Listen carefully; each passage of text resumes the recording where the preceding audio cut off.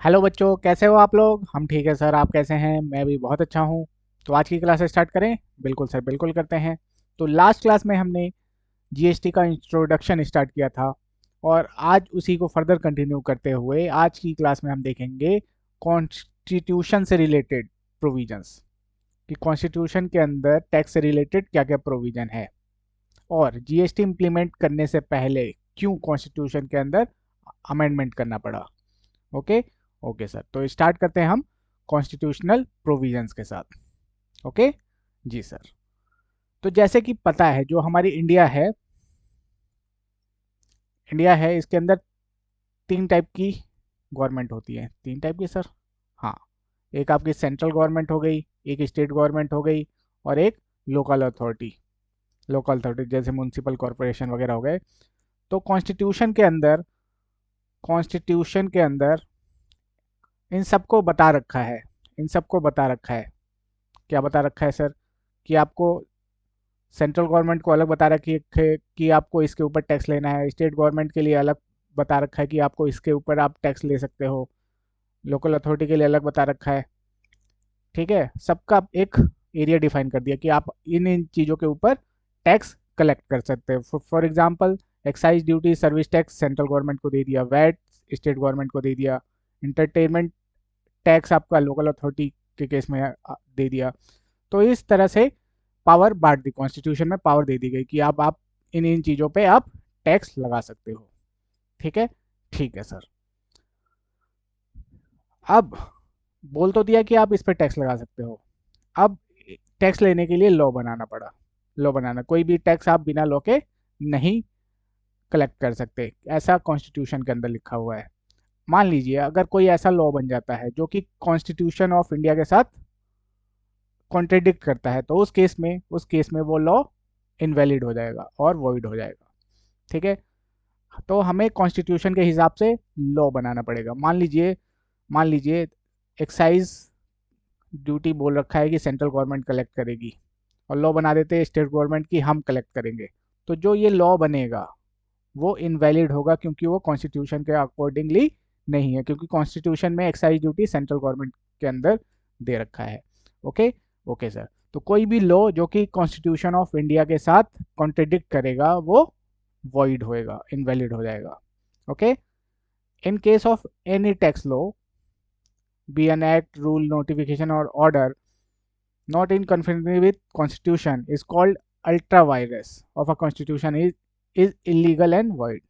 तो वो void हो जाएगा आपका। Okay. Okay sir.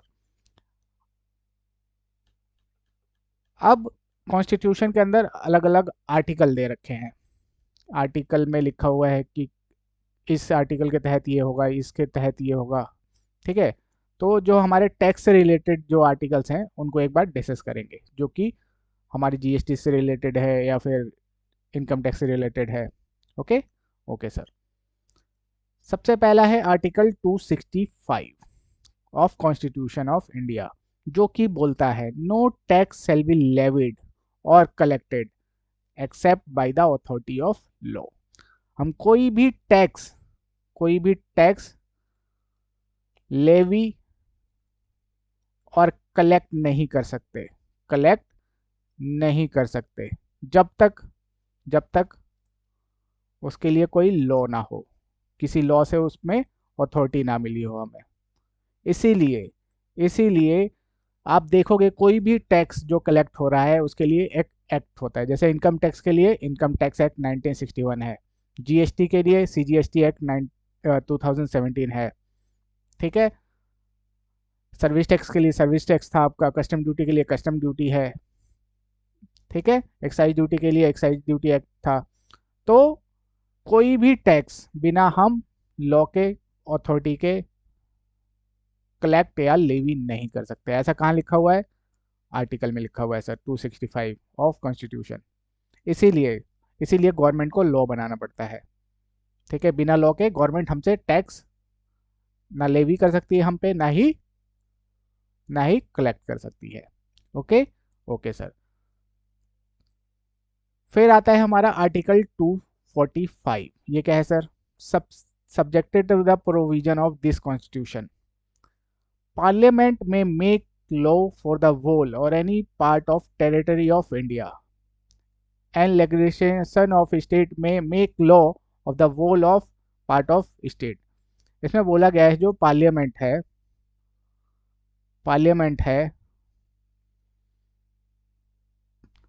Wall of India और पार्ट ऑफ इंडिया के लिए कोई भी लॉ बना सकता है, और स्टेट अपने स्टेट के लिए लॉ बना सकता है। पूरे स्टेट के लिए, पार्ट ऑफ स्टेट के लिए लॉ बना सकता है। अगर कोई पार्लियामेंट कोई ऐसा लॉ बना देता है जो उसके अथॉरिटी में नहीं आता, मतलब जो उसकी जुरिडिक्शन में नहीं आता, तो वो इनवैलिड नहीं हो जाएगा, ड्यू टू कि वो उसके जो एरिया है उससे बाहर का है। No law made by a parliament shall be deemed to be invalid on the ground that it would be extra territorial operation. जो उसकी टेरिटरी है उससे बाहर का है तो वो उसको इनवैलिड नहीं हो सकता। ठीक है, तो पार्लियामेंट ऐसा कोई लॉ बनाता है जो उसकी जुरिडिक्शन से बाहर है, ठीक है, तो उसके बेसिस पे वो इनवैलिड नहीं हो जाएगा। ठीक है, ठीक है सर। उसके बाद आता है हमारा आर्टिकल 246। आर्टिकल 246 इसमें क्या है, जो रिस्पेक्टिव गवर्नमेंट है, सेंट्रल गवर्नमेंट, स्टेट गवर्नमेंट, इनको इनकी पावर्स बता रखी है कि आप जो ये मैटर्स हैं आप देखोगे, ये वाले मैटर्स स्टेट गवर्नमेंट देखेगी, और ये वाले मैटर्स हैं ये आप में से दोनों दोनों देख सकते हो। ठीक है, तो इसमें आर्टिकल 246 के अंदर 246 के अंदर रिस्पेक्टिव अथॉरिटी बता रखी है कि आपके पास क्या अथॉरिटी है, यूनियन गवर्नमेंट के पास क्या अथॉरिटी है, और स्टेट गवर्नमेंट के पास क्या अथॉरिटी है, मतलब क्या क्या चीज़ें वो देख सकते हैं, क्या क्या चीज़ें वो देख सकती हैं। आर्टिकल 246 के अंदर एक सेवन शेड्यूल है, उसमें 3 लिस्ट दे रखी हैं, एक यूनियन लिस्ट दे रखी है, एक स्टेट लिस्ट और एक कॉन्करेंट लिस्ट। यूनियन लिस्ट में वो सारे मैटर्स दे रखे हैं जिसको सेंट्रल गवर्नमेंट के पास राइट है उसके लिए लॉ बनाने का। ठीक है, यूनियन लिस्ट में वो सारे मैटर्स हैं जिसके लिए सेंट्रल गवर्नमेंट लॉ बना सकती है। स्टेट लिस्ट में वो सारे मैटर्स हैं जिसके लिए स्टेट गवर्नमेंट के पास एक्सक्लूसिव राइट है लॉ बनाने का। ठीक है, यूनियन के पास एक्सक्लूसिव राइट किसके पास है, सेंट्रल गवर्नमेंट के पास, और स्टेट लिस्ट में जो भी मैटर है उसका एक्सक्लूसिव राइट किसके पास है लॉ बनाने का, सारे स्टेट गवर्नमेंट के पास। ऑन कॉन्करेंट लिस्ट के अंदर दोनों के पास राइट है उससे रिलेटेड लॉ बनाने का, सेंट्रल और स्टेट गवर्नमेंट दोनों के पास राइट होता है उससे रिलेटेड लॉ बनाने का। ओके, तो यूनियन लिस्ट के अंदर जो भी मैटर होगा किसके पास पावर है, सेंट्रल गवर्नमेंट के पास है लॉ बनाने का। स्टेट लिस्ट में जो भी मैटर्स दे रखे हैं उसकी अथॉरिटी किसके पास है, स्टेट के पास है, एक्सक्लूसिवली फॉर लॉ बनाने के लिए। ठीक है, ऑन कॉन्करेंट के अंदर जो कॉन्करेंट लिस्ट के अंदर जो मैटर्स दे रखे हैं उसके अंदर सेंट्रल और स्टेट गवर्नमेंट दोनों के पास राइट है उससे रिलेटेड लॉ बनाने का। ओके ओके सर, तो कौन कौन से मैटर है, एक एक कुछ मैंने एग्जांपल डाले हैं, एक बार जस्ट देख लेते हैं। जैसे सेंट्रल के पास कौन एटॉमिक एनर्जी से रिलेटेड राइट है उससे रिलेटेड कोई भी लॉ बनाने का, बैंकिंग करेंसी कॉइनेज से रिलेटेड कोई लॉ बनाने का, रेलवे से related, and defence and arm forces से रिलेटेड, इनके पास इन सब के ऊपर लॉ बनाने का एक्सक्लूसिव राइट किसके पास है, सेंट्रल गवर्नमेंट के पास। फिर स्टेट लिस्ट में आता है आपका एग्रीकल्चर एंड इरिगेशन, एग्रीकल्चर से रिलेटेड लॉ बनाने का राइट किसके पास है, स्टेट गवर्नमेंट के पास। किसके पास है, स्टेट गवर्नमेंट के पास। Public order and police, public order and police की अथॉरिटी किसके पास है, स्टेट गवर्नमेंट के, जैसे डीएम वगैरह हो गए, एसपी वगैरह हो गए, पुलिस हो गई, ये किसके अंडर आती है, स्टेट गवर्नमेंट के अंदर आती है। फिर लैंड रेवेन्यू, ठीक है, लैंड रेवेन्यू किसके अंदर आता है, स्टेट गवर्नमेंट। लोकल गवर्नमेंट से रिलेटेड कोई लॉ बनाना है तो स्टेट गवर्नमेंट बनाएगी। उसके बाद कॉन्करेंट लिस्ट में कुछ मैटर हैं जिसके ऊपर सेंट्रल और स्टेट गवर्नमेंट दोनों ही लॉ बना सकते हैं। क्या क्या है, मैरिज एंड डिवोर्स से रिलेटेड कोई मैटर है तो उस पर सेंटर और स्टेट गवर्नमेंट दोनों के पास राइट है लॉ बनाने का। Bankruptcy and insolvency, bankruptcy and insolvency, कोई दिवालिया हो गया, ठीक है, बैंक्रप्सी एंड इंसॉल्वेंसी रिलेटेड कोई लॉ बनाना है तो दोनों के पास राइट है, सेंटर और स्टेट गवर्नमेंट के पास। Drugs and poison, criminal law including criminal procedure, इनमें दोनों के पास राइट है लॉ बनाने का। ओके, तो आई थिंक लिस्ट क्लियर है हमें। कौन सा है? 7th शेड्यूल ऑफ आर्टिकल 246, इसके अंदर 3 लिस्ट दे रखी हैं, तीनों हमने डिस्कस कर ली। अब अगला अगला हमारा आर्टिकल है आर्टिकल 246 ए। आर्टिकल 246 ए, ये आर्टिकल पावर देता है सेंटर और स्टेट गवर्नमेंट्स को to make law in respect of GST impose by central और सच स्टेट गवर्नमेंट। क्योंकि क्योंकि हमारा जो जीएसटी है, ठीक है, जीएसटी में सेंट्रल गवर्नमेंट और स्टेट गवर्नमेंट दोनों का लेवी एक साथ हो रहा है। जैसे सीजीएसटी लग रहा है आपका, सेम ट्रांजैक्शन पे जीएसटी लग रहा है। प्लस पहले कुछ पावर स्टेट के पास नहीं थी, वो जैसे कि सर्विसेज के ऊपर वो टैक्स नहीं कलेक्ट कर सकते थे, सेंटर के पास नहीं थी कि वो वैट कलेक्ट कर सकते थे उसके ऊपर, क्या नाम है आपका, इंटर स्टेट सेल के ऊपर। तो जीएसटी के अंदर ये सब चीज़ें ख़त्म कर दी, तो इसमें दोनों को ही पावर दे दी गई कि आप दोनों दोनों के पास राइट है इससे रिलेटेड लॉ बनाने का। Centre has exclusive power to make law in respect to GST in case of inter state supply of goods and services. ठीक है, इंट्रा के केस में दोनों के पास राइट है।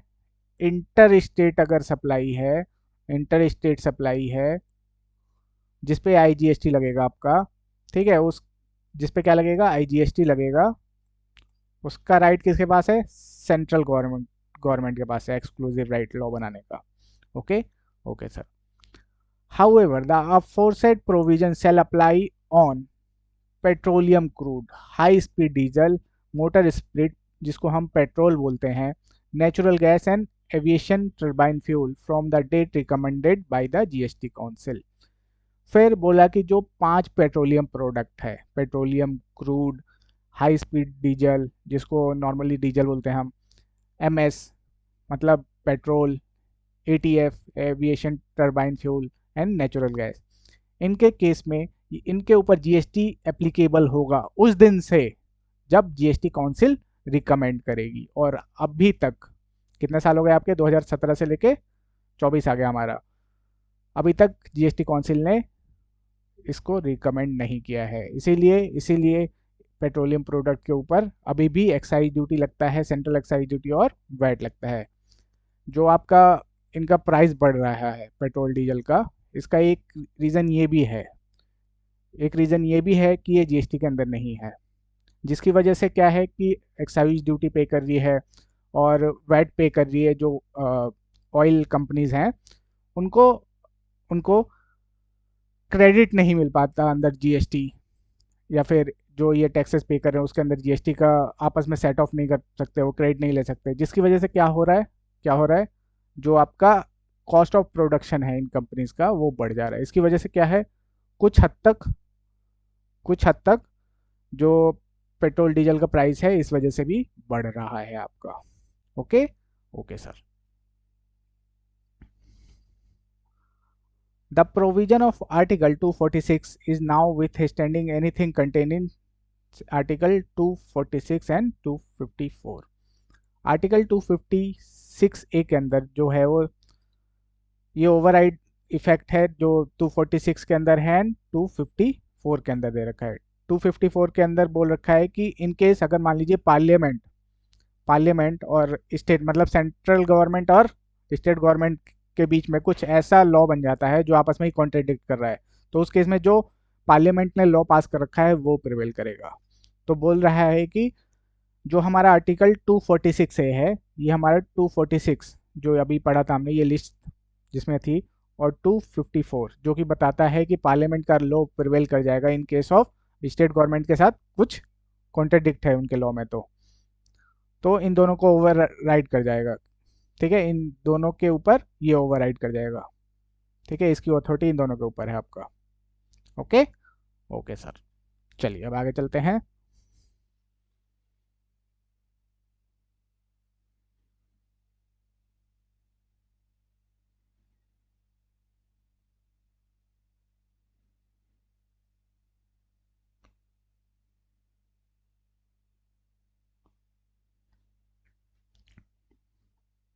Article 269 A. Article 269A stipulates that GST on supply in the course of interstate trade and commerce shall be levied and collected by Government of India and apportioned between union and state in the prescribed manner। अब जो हम government हमसे GST collect करती है, for example तीनों को समझते हैं, पहले इंट्रा वाले समझ लेते हैं। उस पर सेम ट्रांजेक्शन पे सीजीएसटी और एजीएसटी दोनों लग रहा है ना। हाँ सर। तो जो सीजीएसटी का पोर्शन है ये सीधा सेंट्रल गवर्नमेंट के पास जाता है, और इस जो आपका जीएसटी है ये स्टेट गवर्नमेंट के पास चला जाता है, जितना भी टैक्स पे होता है।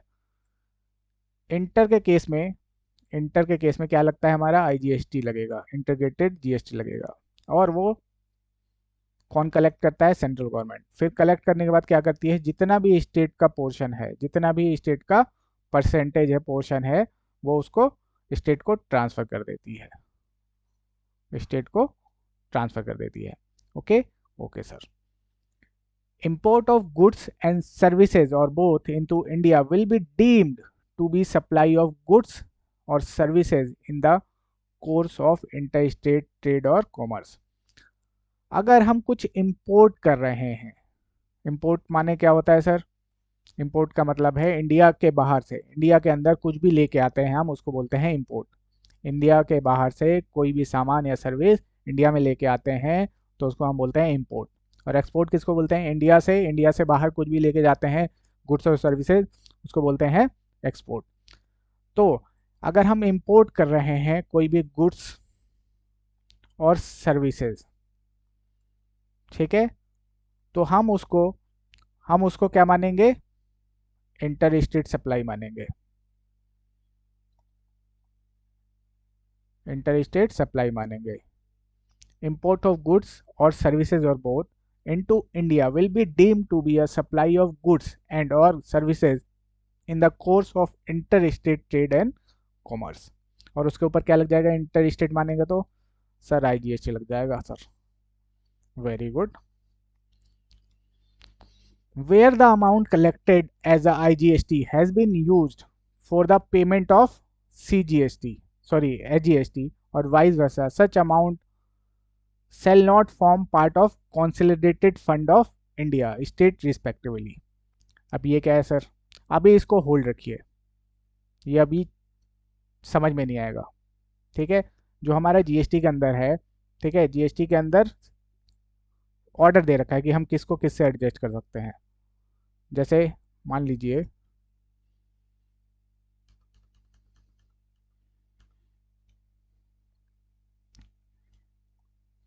ये मैंने कुछ परचेज किया, ये कुछ सेल किया, ठीक है, परचेज के ऊपर मैंने सीजीएसटी पे किया, एसजीएसटी पे किया और आईजीएसटी पे किया, और फिर मैं सेल कर रहा हूँ तो सेल के ऊपर मैंने सीजीएसटी चार्ज किया, एसजीएसटी चार्ज किया और आईजीएसटी चार्ज किया। ठीक है, तो अब इसमें एक ऑर्डर होता है सेट ऑफ करने का कि मैं सीजीएसटी से सीजीएसटी को सेट ऑफ कर सकता हूँ, एजीएसटी को एजीएसटी के साथ कर सकता हूँ, आईजीएसटी के साथ आईजीएसटी को सेट ऑफ कर सकता हूँ। ठीक है, तो जब हमारा ये रिलेवेंट चैप्टर आएगा तो उसके अंदर डिस्कस करेंगे। अभी फिलहाल के लिए इसको होल्ड पे डाल दीजिए। इसमें बस अभी फिलहाल के लिए इतना समझ लीजिए कि जहाँ पे कोई amount as a IGST collect हुआ है, ठीक है, और और उसका यूज़ एसजीएसटी का पेमेंट करने में हुआ है या फिर वाइस वर्सा, एसजीएसटी कलेक्ट हुआ है और उसका पेमेंट आईजीएसटी के लिए किया गया है, तो ऐसे केस में वो कॉन्सोलिडेटेड फंड ऑफ इंडिया और स्टेट का पार्ट नहीं बनेगा।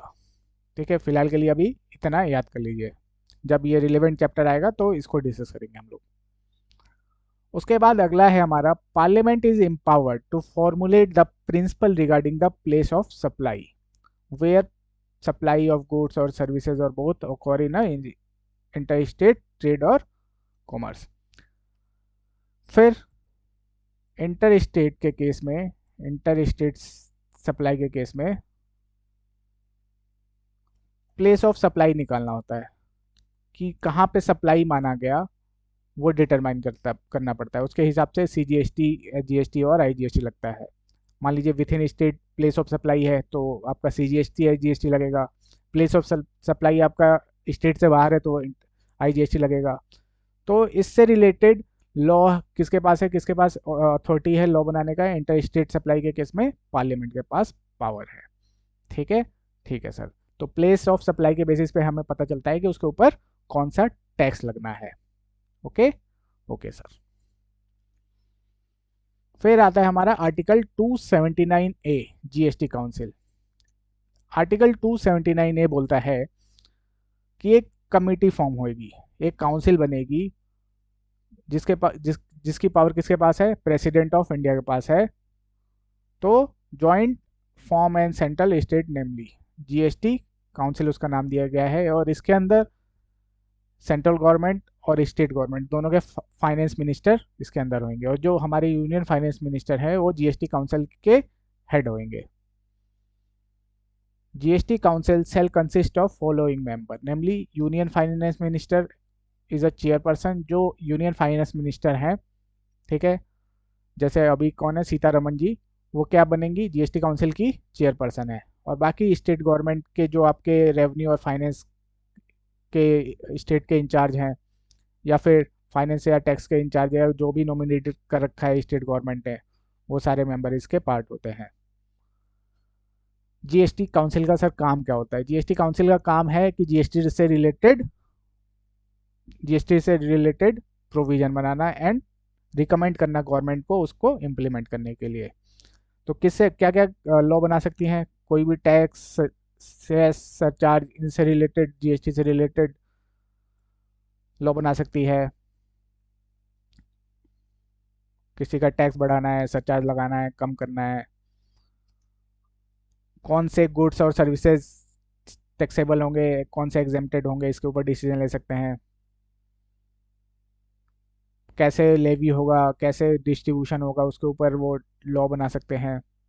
थ्रेश होल्ड लिमिट क्या होगी टर्नओवर की, जिसके बाद जीएसटी का रजिस्ट्रेशन लेना पड़ेगा। क्या रेट्स होंगे, ठीक है, कोई स्पेशल रेट किसी और स्पेशल कमोडिटी के लिए, स्पेशल प्रोविजन रिलेटेड टू जो आपके स्पेशल स्टेट्स हैं, जैसे अरुणाचल प्रदेश, असम, जम्मू एंड कश्मीर, मणिपुर, मेघालय, मिजोरम, नागालैंड, ज़्यादातर नॉर्थ ईस्ट स्टेट है इसमें, तो इनके लिए अलग से प्रोविज़न है। क्या है सर? डिस्कस करेंगे जब रिलेवेंट चैप्टर्स आएंगे, उसके अंदर जो इनसे रिलेटेड है वो डिस्कस करेंगे। तो इनको हम स्पेशल कैटेगरी स्टेट भी बोलते हैं। और कोई और जीएसटी से रिलेटेड कोई और मैटर हो तो उसके ऊपर ये डिसीजन ले सकते हैं। और क्या करेंगे? डिसीजन लेने के बाद रिकमेंड करेंगे गवर्नमेंट को।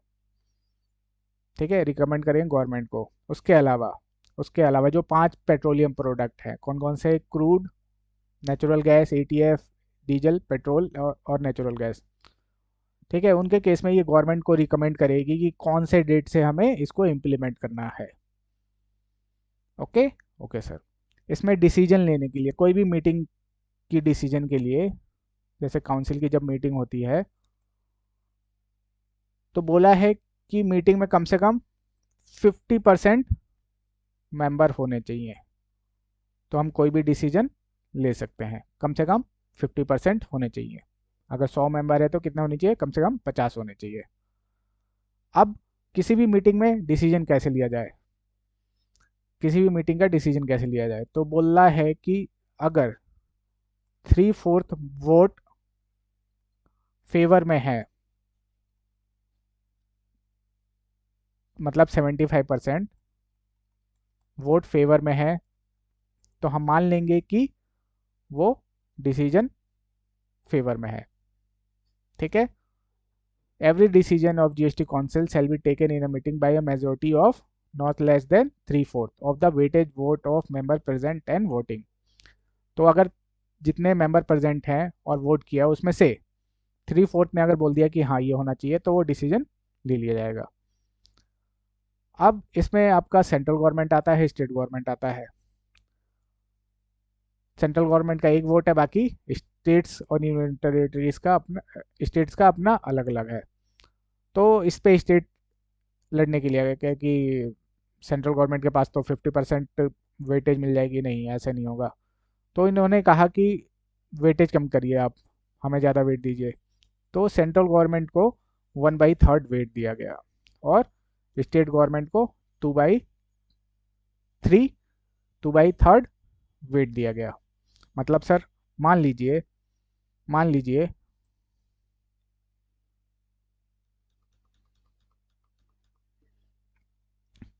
कोई डिसीजन लेना है, ठीक है, फेवर में है, सेंट्रल गवर्नमेंट बोलती है हाँ ठीक है लेना चाहिए, और स्टेट गवर्नमेंट में, स्टेट गवर्नमेंट के केस में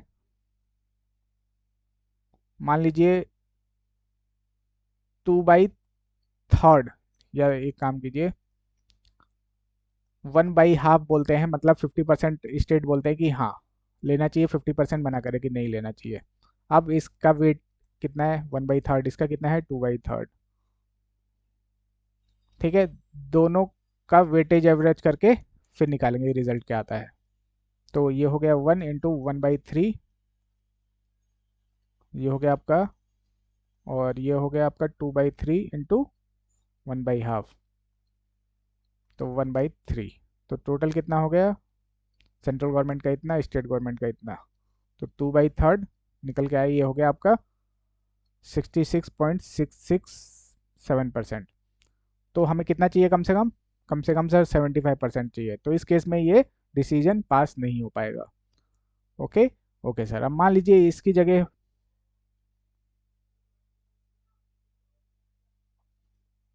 अब मान लीजिए स्टेट गवर्नमेंट में 3/4 स्टेट राजी हैं, तो फिर क्या होता, गवर्नमेंट सेंट्रल गवर्नमेंट फेवर में है और स्टेट गवर्नमेंट 3/4 राजी हैं, तो फिर उस केस में क्या होगा, ये तो सर इसका तो यही रहेगा सेंट्रल गवर्नमेंट का।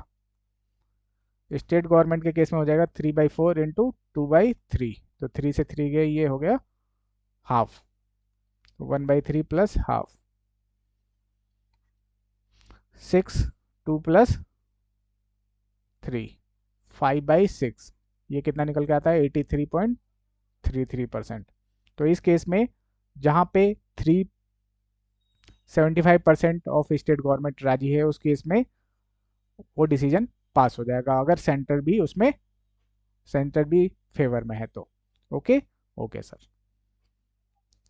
तो वोट कोई भी डिसीजन पास होने के लिए क्या होना चाहिए, 3/4 एटलीस्ट जो मेंबर हैं वो राजी होने चाहिए। सेंट्रल गवर्नमेंट का कितना वेटेज है 1/3, बाकी वो कितना है 2/3। तो जितना भी वो डिसीजन लेंगे उसका 2/3 कर देंगे, और जो सेंट्रल गवर्नमेंट ने डिसीजन लिया उसका 1/3 कर देंगे, फिर दोनों को ऐड करके देखेंगे कितना ना आता है। जितना परसेंटेज आएगा उसके हिसाब से हम बता पाएंगे कि वो डिसीजन लेना चाहिए, डिसीजन पास होगा या नहीं पास होगा मीटिंग के अंदर। ओके। ओके सर, चलिए अब आगे चलते हैं।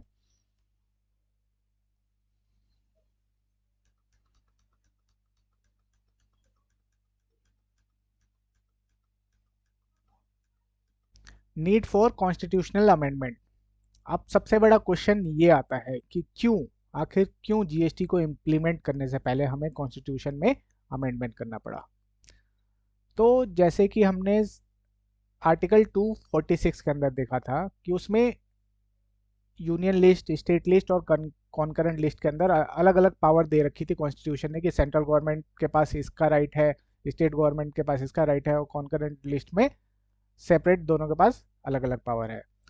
तो उसमें जो हमारी सेंट्रल टैक्स थे, ठीक है, जो टैक्सेस थे सेंटर के अंदर आते थे, कुछ टैक्सेस हमारे स्टेट के अंदर आते थे।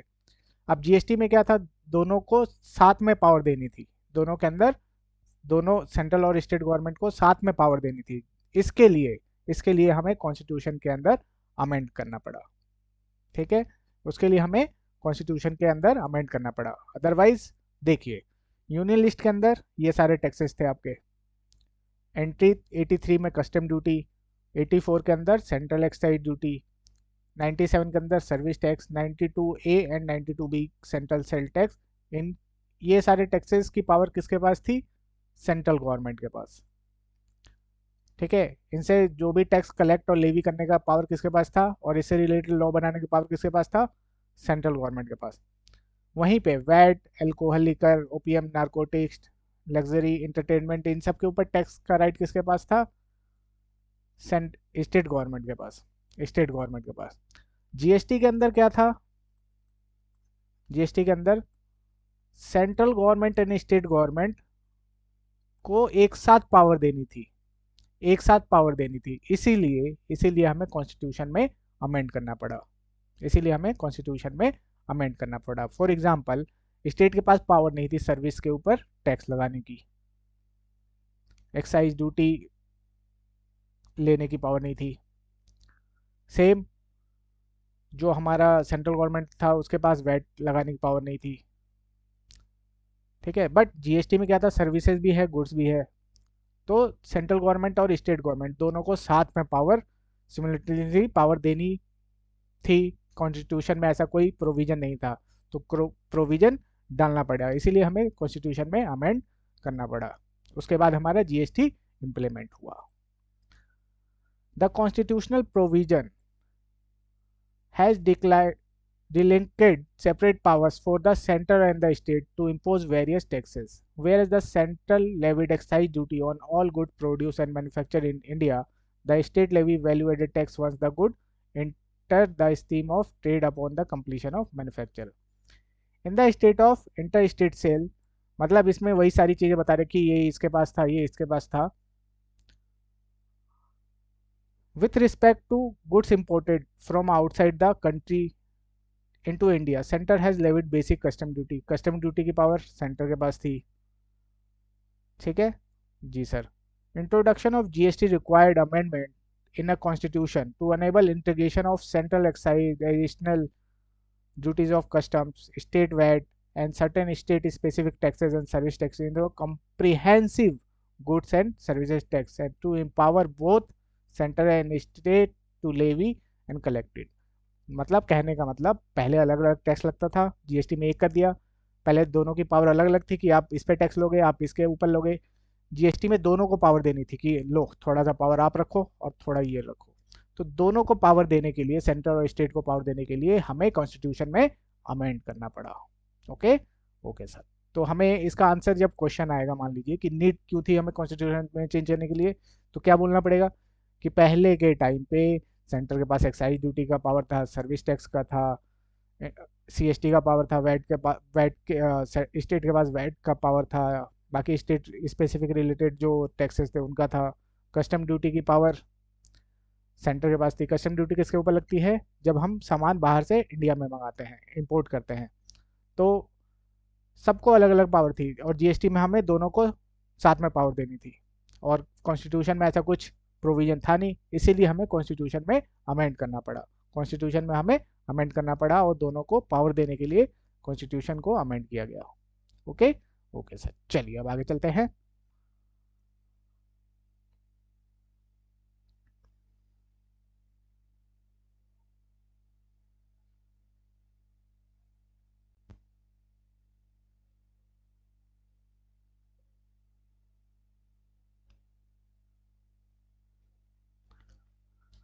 उसके बाद आता है हमारा significant provision of constitution 101 amendment act 2016।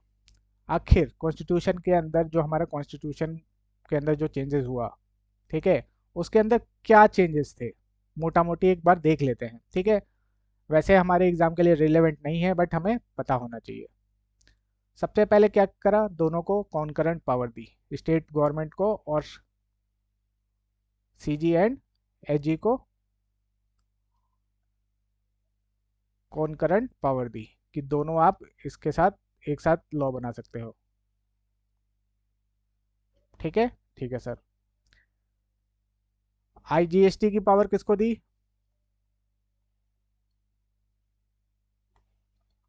Central government के पास। और सेंट्रल गवर्नमेंट क्या करेगा? कलेक्ट करके जितना स्टेट का पोर्शन है, जितना स्टेट का पोर्शन है, जितना परसेंटेज है वो उसको ट्रांसफर कर देगा।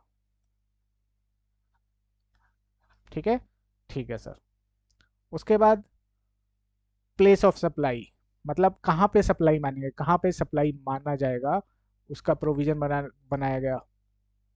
फॉर एग्जाम्पल, मान लीजिए मैं दिल्ली से दिल्ली में सेल करता हूँ, तो प्लेस ऑफ सप्लाई कहाँ माना जाएगा सर? दिल्ली।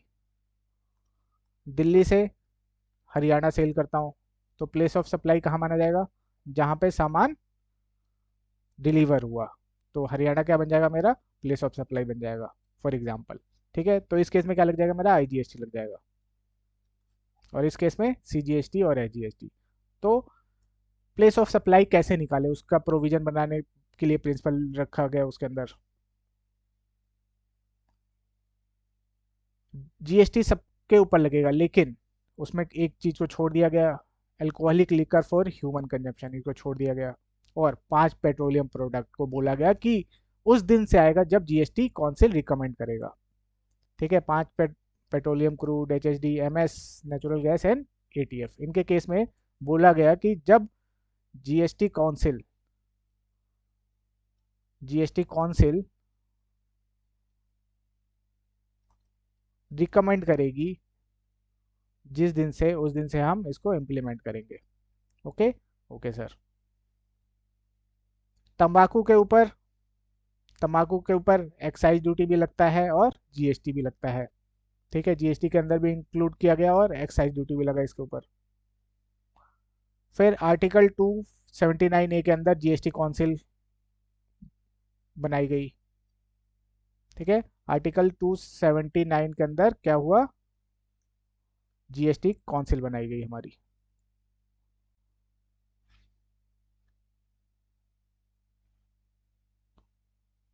Okay sir.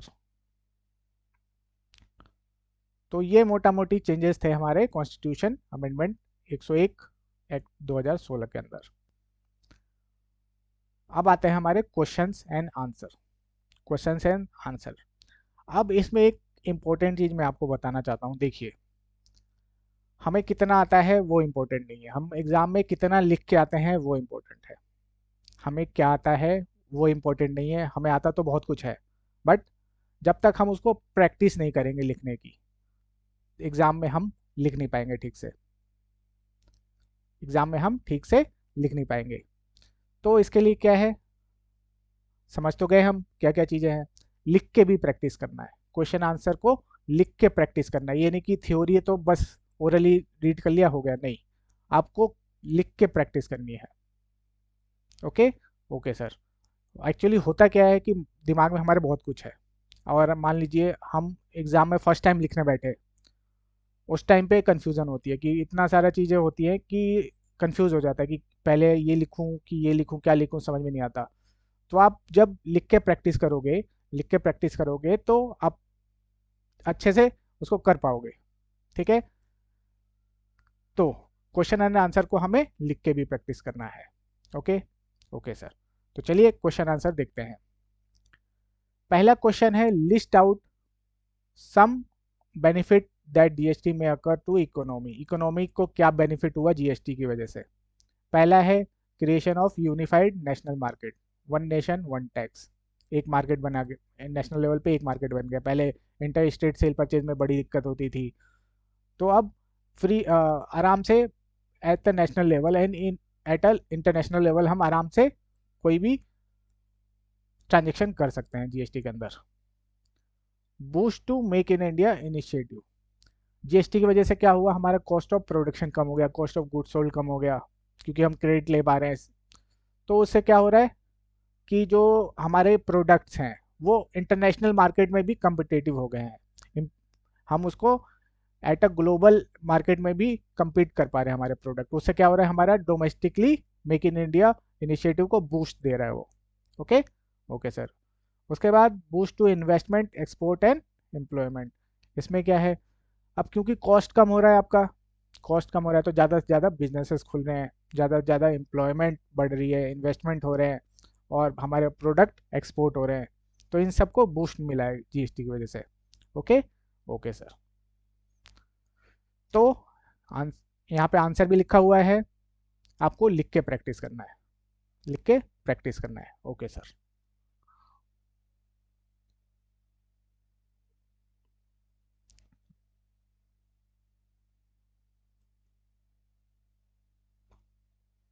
दूसरा क्वेश्चन है, explain with the help of example how a particular transaction on a goods and services is tax similarly under central GST and state GST. इसके अंदर हमें example देना है कि कौन से ट्रांजैक्शन पे हमारा सीजीएसटी और एजीएसटी एक साथ लगेगा। तो सर अगर विथ इन स्टेट है, इंटर स्टेट सप्लाई हो रहा है, तो उस केस में हमारा सीजीएसटी और एजीएसटी लेना लगेगा। तो इसमें आप कोई भी एग्जांपल दे सकते हो कि फॉर एग्जांपल कोई सामान सेल्ड किया ए ने बी को, तो उस पर इतना जीएसटी चार्ज किया, फिर उसमें से इतनी इनकम अब खुद रख ली, बाकी गवर्नमेंट को दे दिया। अब गवर्नमेंट को देने के लिए उसके पास अगर परचेज पे उसने कुछ जीएसटी उसके पास है, परचेज के टाइम पे कुछ जीएसटी पे किया है, तो उससे सेट ऑफ हो जाएगा। यही सब कहानी लिखनी है इसमें। तो कोई भी आप दो एग्जांपल अपने मन से बना के लिख सकते हो। ओके ओके सर, चलिए।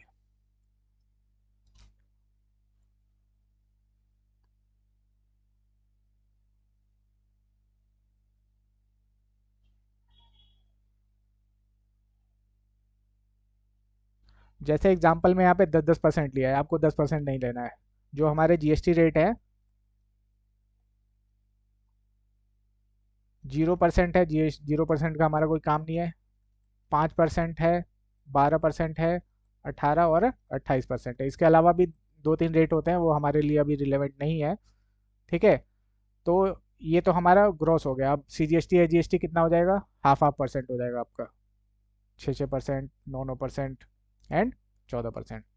तो जो एग्जाम्पल बनाओगे आप इस रेट में बनाओगे, ना कि 10% के हिसाब से। ओके ओके सर, चलिए अब आगे चलते हैं।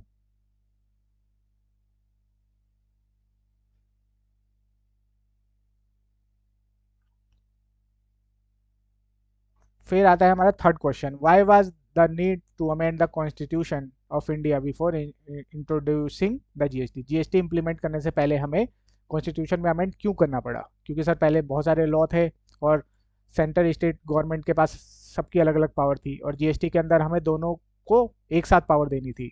और कॉन्स्टिट्यूशन के अंदर ऐसा कोई प्रोविजन था नहीं कि दोनों को अलग अलग चीज़ों के लिए पावर दे रखी थी। सेम टैक्स लगाने की पावर दोनों के पास नहीं थी। तो वो देने के लिए हमें कॉन्स्टिट्यूशन में अमेंड करना पड़ेगा।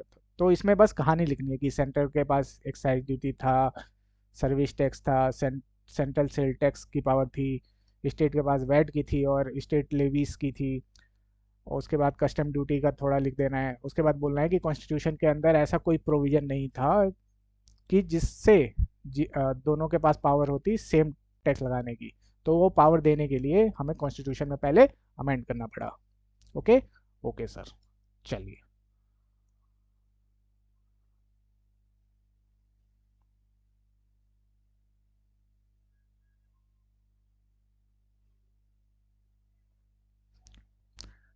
उसके बाद आता है हमारा GST is a destination based tax on a consumption of goods और सर्विसेज और both discuss the validity of statement.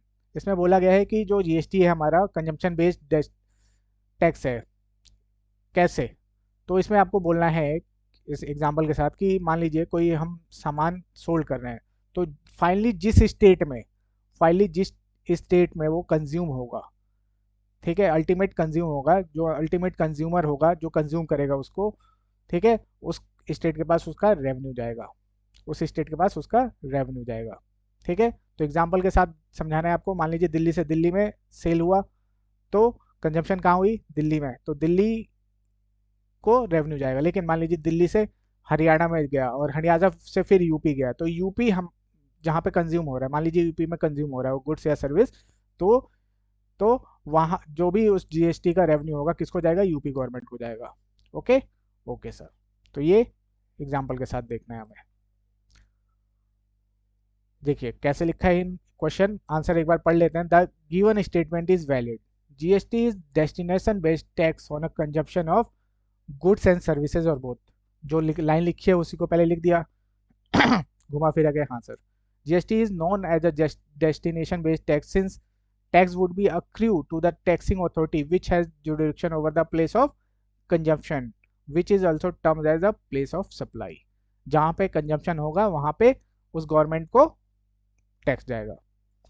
For example, फिर इन्होंने एग्जाम्पल दे दिया, if A in Delhi produce the goods and sell the goods to B in Haryana, in this case the tax would accrue to the state of Haryana. ठीक है, जहां पे goods consume हो रहा है उसके बाद जाएगा। तो कहाँ गुड्स कंज्यूम हो रहा है? हरियाणा में, तो हरियाणा के गवर्नमेंट के पास उसका पोर्शन जाएगा, not the state of Delhi. On the other and, under pre GST regime origin based taxation were prevailing in such cases. Okay, फिर ओरिजिन बेस्ड टैक्स का बताने लगे कि ऐसा होता था, जो सप्लाई करता था उसके बाद चला जाता था। तो ये सब समझाने की जरूरत नहीं है हमें, ठीक है, बस जस्ट रीड कर लीजिएगा। Okay sir.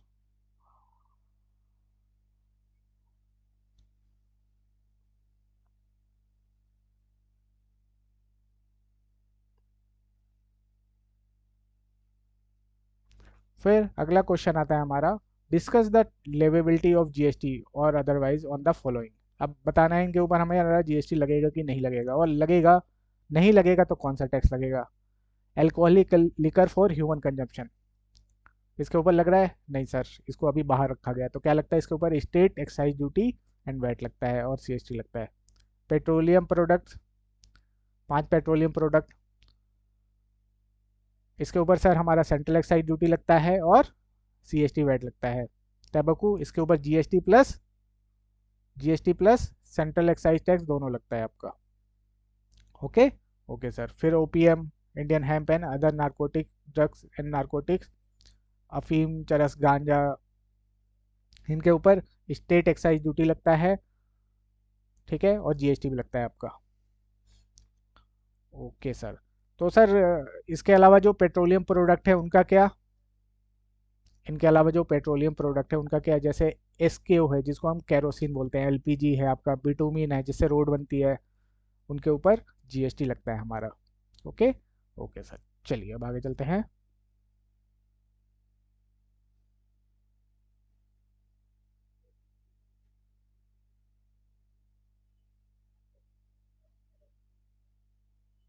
अगला क्वेश्चन है हमारा, under goods and services tax only value addition is tax and the burden of tax is borne by the final consumer. Examine the validity of statement.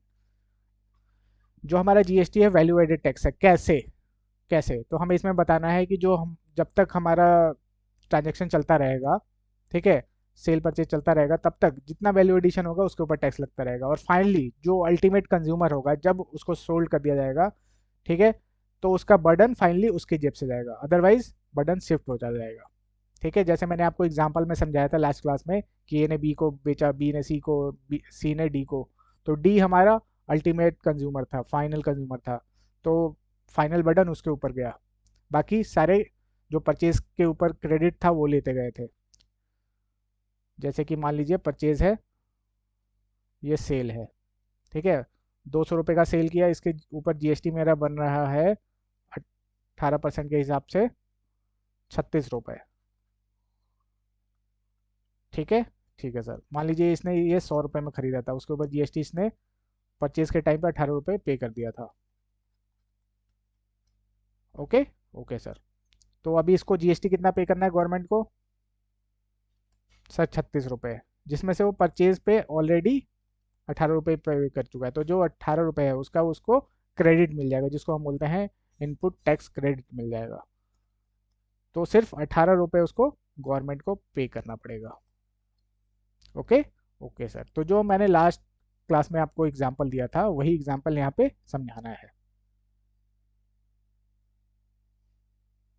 Okay sir. अगला question, which are the commodities which has been kept outside the preview of GST? Examine the state of taxation of such commodity after introduction of GST.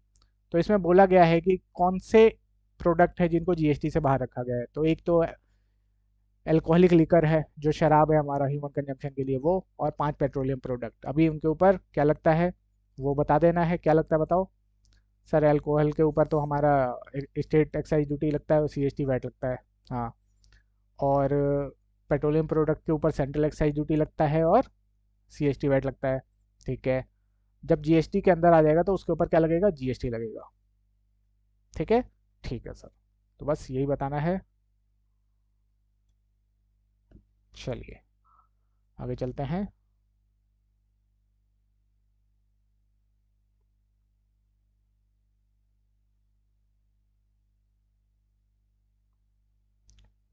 फिर बोलता है अगला question, a dual GST has been implemented in India, elaborate. India में dual GST लगा, इसको explain कीजिए। तो इसमें हमें बताना है कि एक ही ट्रांजेक्शन पे हमारा सीजीएसटी भी लगता है, जीएसटी भी लगता है इंटर स्टेट में। और जो उसका रेवेन्यू है सीजीएसटी का सेंट्रल को जाता है, स्टेट का स्टेट के पास जाता है। ठीक है, ऐसे ही बना के इसका आंसर देना है। ओके। Okay sir. फिर discuss article 269A pertaining to levy and collection of GST on inter state supply. तो हमने जो आर्टिकल 269A पढ़ा है उसमें जो जो 4 पॉइंट थे वो चारों पॉइंट यहाँ पे एक्सप्लेन कर देना है कि इंटर स्टेट में कौन सेंट्रल गवर्नमेंट लेवी कलेक्ट करेगा, फिर जितना स्टेट का पोर्शन होगा उसको दे देगा। इंटर स्टेट सप्लाई में इंपोर्ट भी आ जाएगा, import of good and services भी आ जाएगा। ठीक है।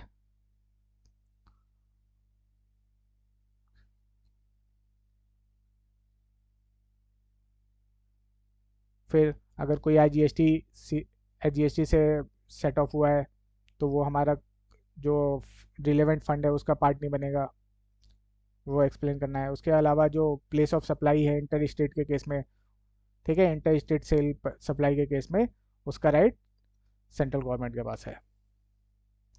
तो ये लिखना है हमें। ओके। Okay sir. चलिए अब आगे चलते हैं।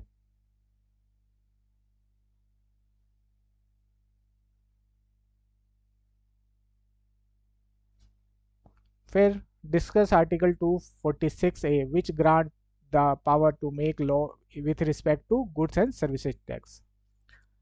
246A में जो पावर दी गई है उसको इसमें बताना है। तो उसमें बताया कौन करंट पावर दी गई। ठीक है।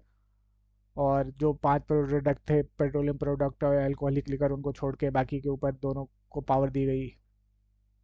ठीक है। ये सब इसमें एक्सप्लेन करना है।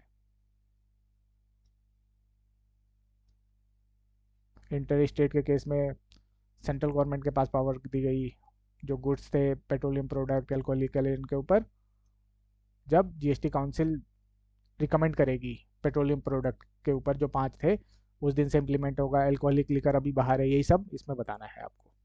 ओके। Okay sir. तो यहाँ पे हमारा इंट्रोडक्शन टू जीएसटी का चैप्टर खत्म होता है। यहाँ तक अगर आपको कोई भी डाउट है तो आप मुझसे व्हाट्सएप पे या कॉल पे पूछ सकते हैं। बट बट हमें क्या करना है, बहुत ही सिंपल है, लिख के प्रैक्टिस करनी है, लिख के प्रैक्टिस करनी है। ठीक है। ठीक है सर।